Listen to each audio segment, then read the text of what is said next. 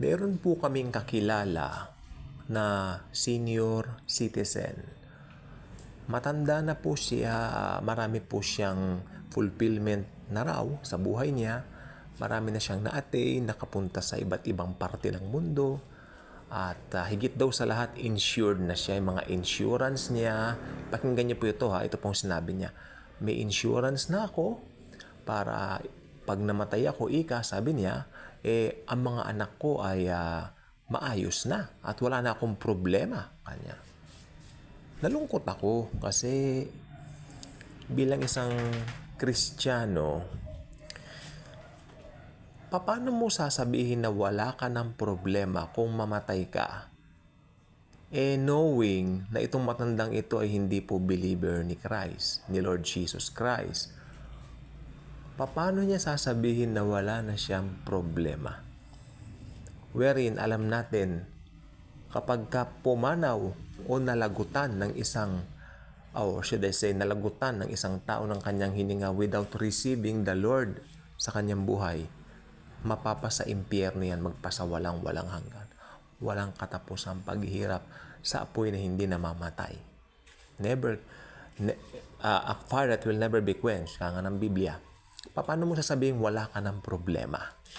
Hindi po ba? So, ito po ay wake-up call po sa atin. Well, ito pong mga ganitong uri ng tao, unang-una, mga bulag po ito. Hindi po nila kilala si Jesus. So, tayo po ang gagamitin ng Panginoon to share the good news. Kasi kami po, ako na lang po experience ko. Tuwing nag-uumpisa na po ako ng evangelization, yung iba pong pikon, talaga po namang sinisigawan kami. Yung iba nga po umuwi na nga kayo, ginanon po kami. Yung isa naman, pagkakakitaan ba yan? Sinasayang nyo lang ikang yung mga oras dyan. Kung talagang titignan mo sa perspektibo ng isang tao, masasaktan ka Pero thank you Jesus dahil ako ay isang born again believer. I am a born again Christian na walang ibang dala kundi ang Panginoong Hesukristo. Sabi ko po sa kanila, wala po akong dalang relihiyon. Hindi ako nagdadala ng religion. In fact, hindi ako nagdadala ng institutional church. Kilala niyo po ako. Hindi ko po kayo hinihikayat na magmiyembro sa isang institutional church. Ang ano ko lang po, maipahayag ang gospel, maligtas yung tao, at bahala na ang Panginoong Hesukristo sa kanila. Itong matanda pong itong sinasabi ko po kanina na ito po ay talagang masaya siya. Makikita po ninyo kasi mayaman nga po, fulfilled siya. Meron daw siya mga medical na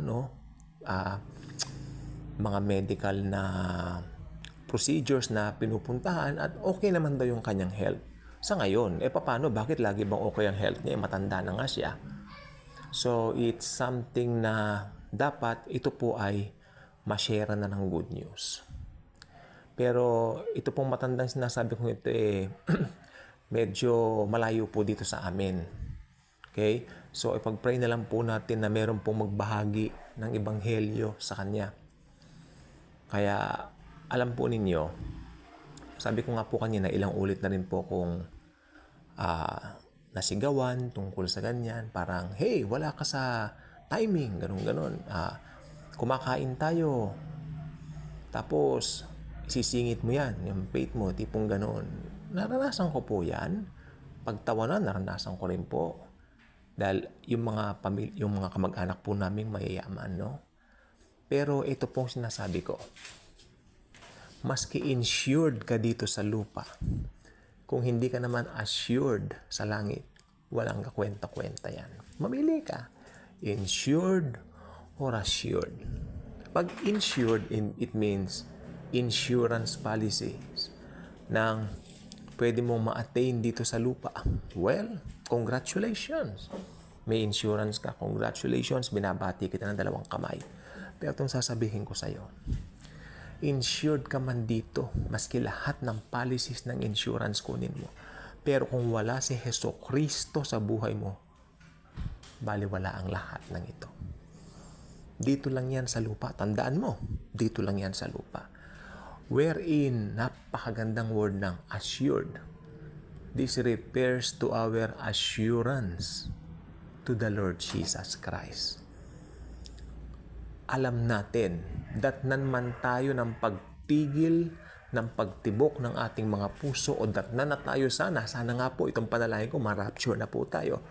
Alam natin, we will be with the Lord forever and ever, walang katapusan. Kasi nga, assured tayo. Ito po nakalagay sa Bible. No one can snatch them in my hands, sabi ni Jesus. And to my Father's hands. Akalain nyo, ang isang believer, hawak na ni Jesus, hawak pa ng God the Father. God the Father and God the Son is holding the salvation of the believer, and it was being sealed by God the Holy Ghost Himself, God the Holy Spirit. Makikita po ninyo, ang Trinity ang may hawak sa atin. God the Father, God the Son, and God the Holy Spirit. Saan ka pa? So, maganda naman po kung may mga insurance policies tayo. Ako po, sa totoo lang po, meron po ako. Pero hindi ko po ito binibigyan ng parang ito yung, or should I say, I'm not giving this insurance of mine a magnification na parang minamagnify ko na, ito ang kailangan. Hindi. Ang atin pong I have my PhilHealth, SSS also, but these policies of insurance and all that are only valid here on earth. How about your eternal destiny? How about something for eternity? So, I hope this would be a wake-up call para sa ating mga mananampalataya. Ang dami ko pong naririnig. In fact, pag nanonood po ako sa YouTube, yung mga patalastas po, mga insurance yan, papakita matanda, parang fulfilled na, happy na. How can these promoters of these insurance policies na nakukontento without giving the real score? What's the real score? That without Jesus sa buhay ng isang tao, mapapahamak ito. Yes, they may be insured here, but in the afterlife, to the next life, they are not assured. At yan ang nakakatakot. Hilakbot sa lahat ng kilabot. I'm not doing this video para manakot. But I hope katukin ng video ito ang inyong mga puso. Si Jesus po kumakatok na sa puso ninyo, ang tagal na. Nakalagay sa Revelations 3:20. Behold, I am knocking at the door of your heart. Whoever opens the door, I will come in and we will sup together. We will sup. Ibig sabihin, Jesus and you will have a meal together. Ang ganda, di po ba? The God of gods is knocking at the door of your heart.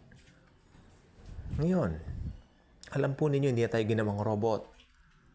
Jesus wants us to operate in accordance doon sa kalayaan na kanyang ipinagkaloob sa atin.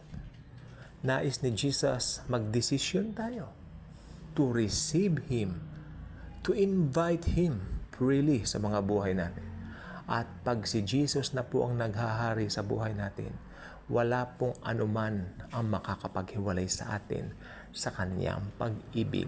Tulad na nakalagay sa Romans 8:31. Isama mo na rin ang 32 dahil maganda rin po yun. Nakalagay doon sa 32 ng Romans 8:32. He who did not spare His own Son, but gave Him for us all. Hindi ba niya ibibigay sa atin ang lahat ng bagay kasama ng kanyang anak? Okay? So I hope itong video pong ito, dahil maingay na po yung aso.